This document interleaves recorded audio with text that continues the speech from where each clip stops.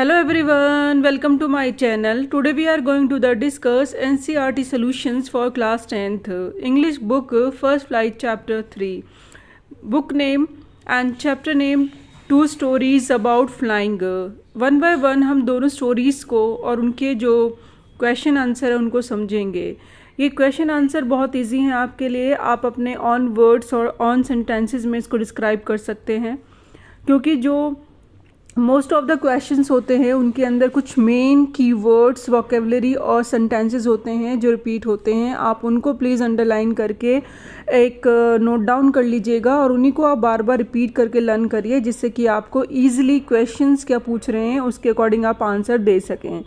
आपको ज़्यादा क्वेश्चंस की प्रैक्टिस करनी चाहिए, क्योंकि आंसर मोस्टली जो सेम ही रिपीट हो रहे होते हैं. लेकिन आपको क्या करना है, मोस्ट ऑफ द क्वेश्चन कैसे एग्जामिनर पूछ सकता है, क्वेश्चंस की प्रैक्टिस करनी है. आंसर तो आप 4 to 5 जो लाइंस होती हैं या वोकेबलरी यूज़ हो रखी होती है उनको आप लर्न करिए. ज़्यादा से ज़्यादा प्रैक्टिस करनी है.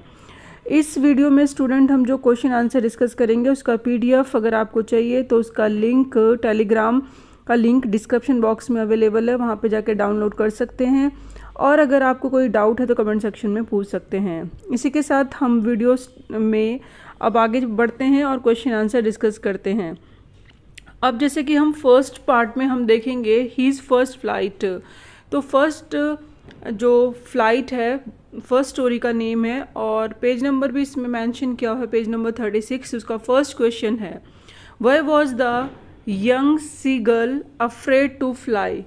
वो जो यंग सीगल थी वो क्यों डरती थी उड़ने से. And do you think all young birds are afraid to make their first flight, और are some birds more timid than others. यानी नर्वस होते हैं या कई बार घबरा जाते हैं, उसे टिमिड कहते हैं.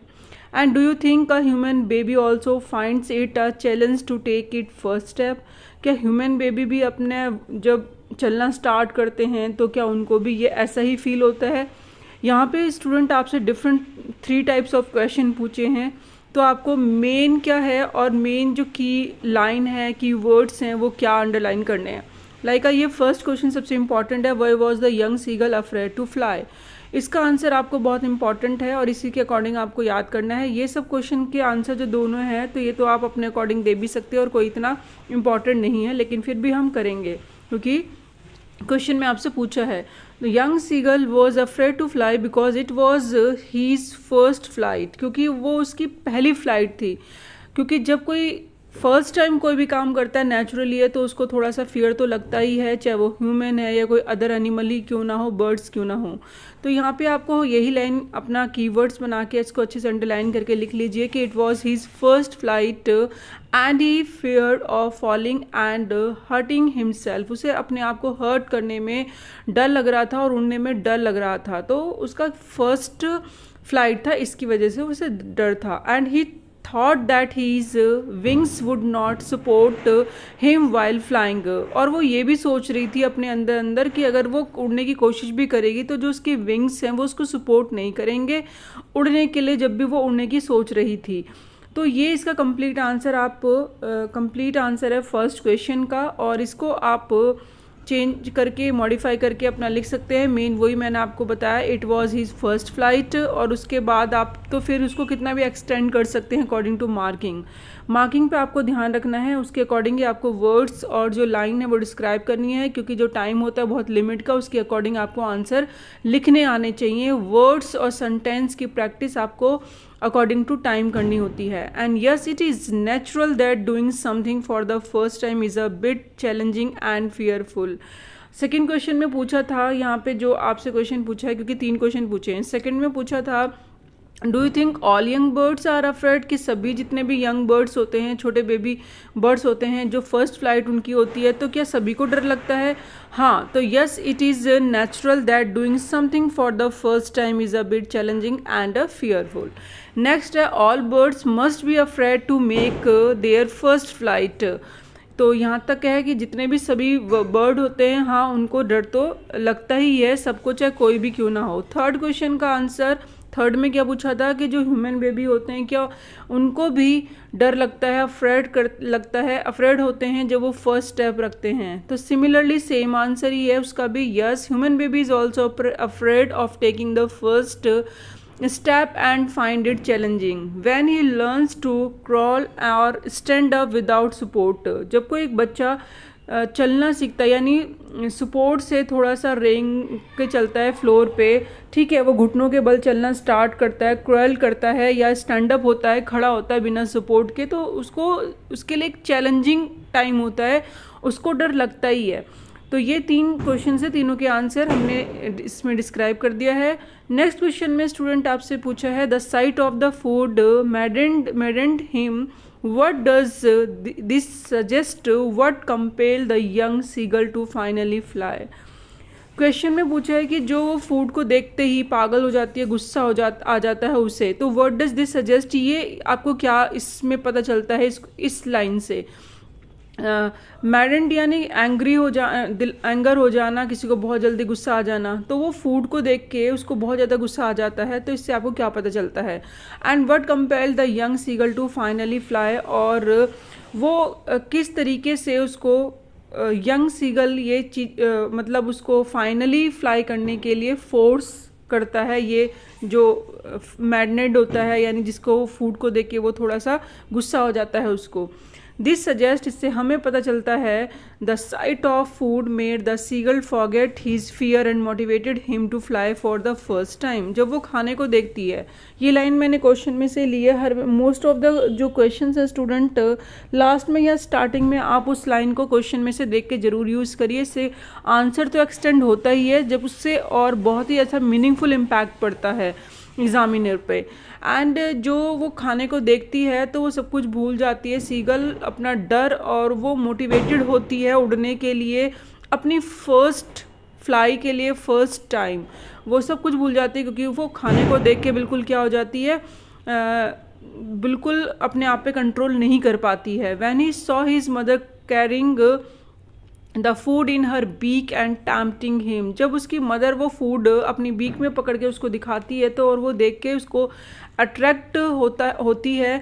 The hunger over power him, और जो भूख है उसको ये पूरे माइंड पे सब पे कंट्रोल कर लेती है, उसे कुछ नहीं समझ आता फिर कि चाहे उसको डर लग रहा है या नहीं लग रहा। And he divide at the first fish without fearing the consequences, और बिना परिणाम जाने हुए वो बिना किसी डर के वो क्या करती है, डाइव करती है फिश की तरफ, वो छलांग लगा देती है कि भाई उसे बहुत भूख लग रही है और वो अब बिना उसके नहीं रह सकती है, क्योंकि उसकी जो माँ है, मदर है, उसको टैम्प्ट करती हैं, अट्रैक्ट करती हैं फूड को अपनी बीक में लेके, जिससे कि वो मोटिवेट होती है कि मुझे वो क्या करना है, वो खाना है। तो उस फूड यानी फ़िश की तरफ वो उछलती है और भूल जाती है कि क्या वो मतलब फ्लाई कर भी पाएगी या नहीं कर पाएगी।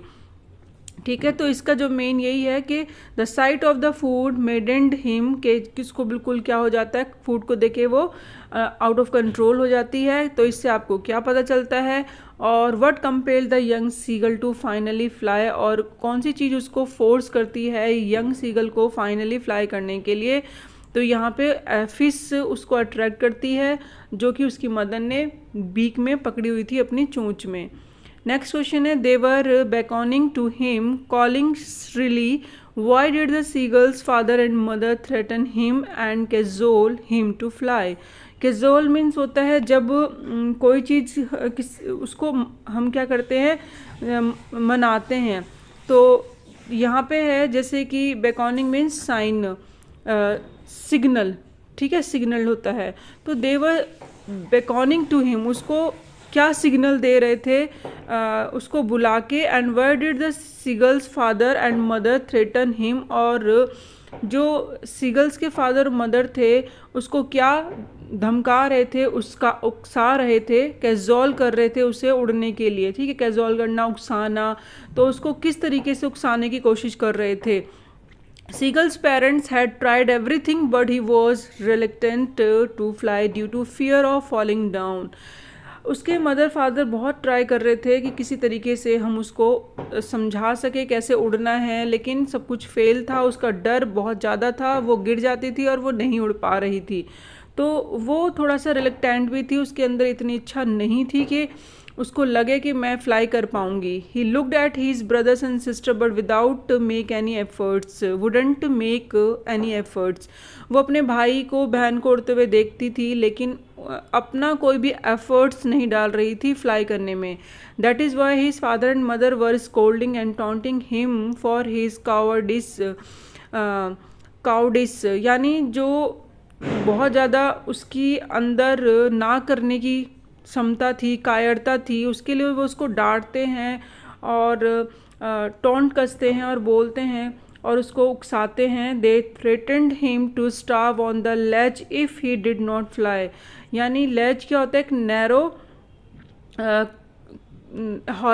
हॉरिजन क्लिफ होता है, छोटा सा एक निकला हुआ साइड में कोई टुकड़ा जिस पे वो खड़ी हुई है या है, तो वहाँ पे वो बैठी हुई थी। अगर वो उठेगी नहीं, मतलब फ्लाई नहीं करेगी, तो वो भूखी रह जाएगी, क्योंकि उसको खाने के लिए कोई भी नहीं देगा, उसको खुद खाने के लिए वहाँ से उठना पड़ेगा सर्च करने के लिए। तो दे थ्रेटेंड, उसको धमकी देते हैं कि तुम भूखे ही रहोगी, ठीक है, इस लेज पे, यानी उस टुकड़े पे, एक छोटे से टुकड़े पे जहाँ पे उस किनारे पे, मतलब एक हॉराइजन, जो नैरो हॉराइजन क्लिफ था वहाँ पे वो थी, उस पे उसके ऊपर थी। अगर वहाँ पे वो बैठी रहेगी तो वो भूखी रहेगी, ये उसको बोल रहे थे उसके parents. They did so because they wanted him to overcome his fear and take his first flight. तो दे डिड सो, इसीलिए उसने, वो चाहते थे कि वो करे ऐसा कि वो अपने डर पे ओवरकम करे और अपनी फर्स्ट फ्लाइट ले, यानी उड़े।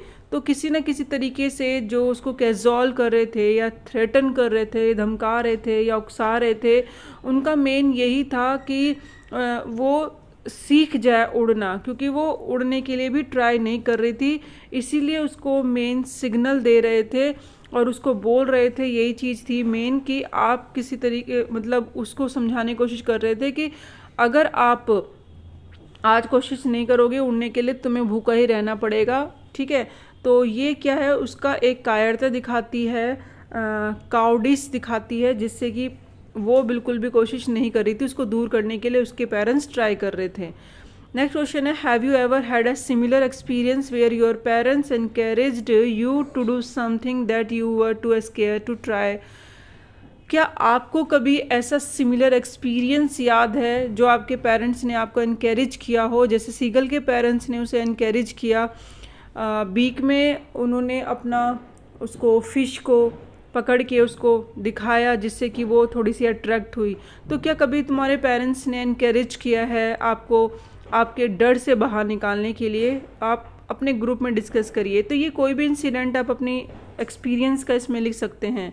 लाइका कैसे लिखेंगे? Everyone has such experience at some time. हर किसी का लाइफ में एक एक्सपीरियंस तो ऐसा ज़रूर आता है जब उसको डर लगता है।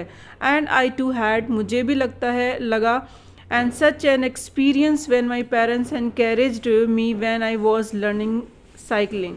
तो ऐसा वो टाइम था, एक्सपीरियंस था, जब मेरे पेरेंट्स ने मुझे इनकरेज किया साइकिल सीखने के लिए।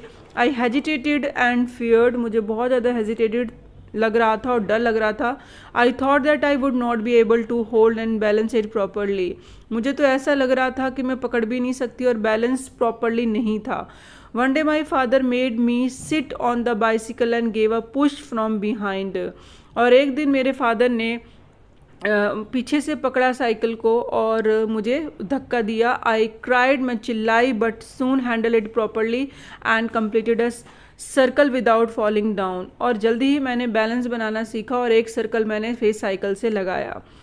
आई learn how to ride a bicycle on that day. उस दिन मैंने राइड करना सीखा। And thus I overcame my fear of cycling and started riding a cycle after a few practice. और इस तरीके से मैंने राइडिंग करना स्टार्ट करा साइकिल पे, प्रैक्टिस के बाद, कुछ और भी प्रैक्टिस के बाद साथ के साथ। तो ये एक एक्सपीरियंस एज अ साइकिल का है। आप कोई भी एक्सपीरियंस दे सकते हैं, चाहे कोई स्पीकिंग करने के लिए, कोई स्पीच देने के लिए कोई फियर कई बार होता है, हम बोल नहीं पाते हैं क्राउड में, तो उससे बाहर करने के लिए आपका एक्सपीरियंस हो सकता है, या किसी गेम में पार्टिसिपेट करने का कोई एक्सपीरियंस हो सकता है, डांस हो गया, कोई भी आपका लाइफ का कोई भी ऐसा एक्सपीरियंस वो आप यहाँ पे लिख सकते हैं। ये सिर्फ क्वेश्चन आपकी इमेजिनेशन को इंक्रीज़ करने के लिए, वर्ड पावर और सेंटेंस को इंक्रीज़ करने के लिए यहाँ पे दिया हुआ है कि आप अपनी इमेजिनेशन से कितना या विदाउट रियलिस्टिक आंसर को किस तरीके से पुट कर सकते हैं इस सिचुएशन में। तो इमेजिनेशन नहीं, रियलिस्टिक सिचुएशन को आपसे इस क्वेश्चन में पूछा है कि सीगल की जगह आप अपने आप को रख के देखिए। नेक्स्ट है, in the case of bird flying it seems a natural act. जब बर्ड्स फ्लाइंग करते हैं तो ये ऐसा दिखता है नेचुरल एक्ट है, and a foregone conclusion that it should succeed, और वो बाद में जाते हुए सक्सेस भी हो जाते हैं। The examples you have given answer to the previous question, was your success guaranteed or was it important for you to try regardless of a possibility of failure. यहाँ पे पूछा है कि जो अभी आपने एग्जाम्पल सेट करा है ऊपर प्रीवियस क्वेश्चन में ऊपर, तो उसमें क्या सक्सेस गारंटीड है, वॉज इट इम्पॉर्टेंट, या फिर जो सक्सेस है वो बहुत इम्पॉर्टेंट होती है, ट्राई करते हैं जो हम लोग, चाहे regardless of a possibility of failure, चाहे उसकी फेलियर होने की पॉसिबिलिटी क्यों ना हो। तो वी फेस, इसका आंसर है we face some problems in the initial stage while learning new skills. हाँ, क्या है कि हम बहुत सारी प्रॉब्लम फेस करते हैं इनिशियल स्टेज पे जब कोई नई चीज़ सीखते हैं, चाहे वो कुछ भी ना हो, कुछ भी क्यों ना हो। Due to the fear of failure we hesitate to perform a task or to do something new। Starting में हमें बहुत फेलियर फेस करना होता है और फेलियर का डर भी होता है और हेजिटेट भी होती है किसी भी टास्क को करने के लिए। In case of the seagull his parents cajoled him to fly. Seagull के केस में जैसे उसके पेरेंट्स क्या करते हैं, उसे कैजोल करते हैं, उकसाते हैं उड़ने के लिए, मोटिवेट करते हैं। In the example I have given in the answer of previous question, I was cajole my father to learn cycle। जैसे कि अभी हमने प्रीवियस क्वेश्चन में आंसर दिया था, जब क्वेश्चन पूछा था कि क्या आपके साथ एक कोई ऐसी रियलिस्टिक एक्सपीरियंस है, तो वही लाइन है कि हाँ, कि फादर ने क्या करा, मतलब कैजोल किया साइकिलिंग के लिए। सो at that stage I was to learn cycle as it was very important for me to overcome my fear। तो साइकिल को सीखते हुए ये मेरे लिए बहुत इंपॉर्टेंट था कि मैंने अपने डर को ओवरकम किया। Yes, my success was guaranteed because it someone is determined to do something then success is assured.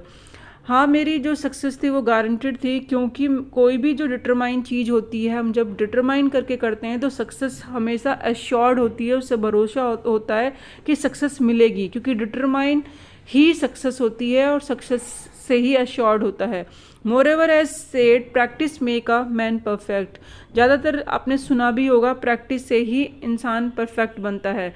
तो अब यहाँ पे क्वेश्चन क्या था, वही है कि जिस तरीके